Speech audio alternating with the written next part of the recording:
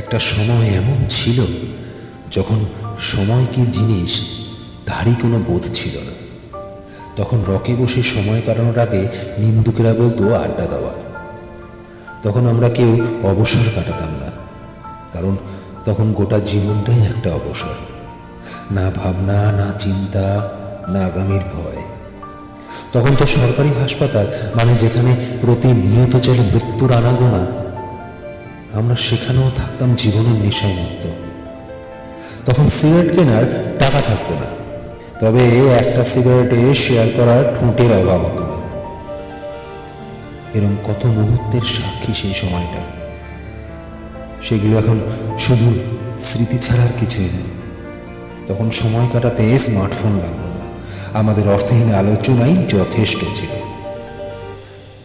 এখন সিগারেট কেনার টাকার অভাব নেই, শুধু মিস করি সেই ভাগ বসানো ঠোঁটগুলোকে।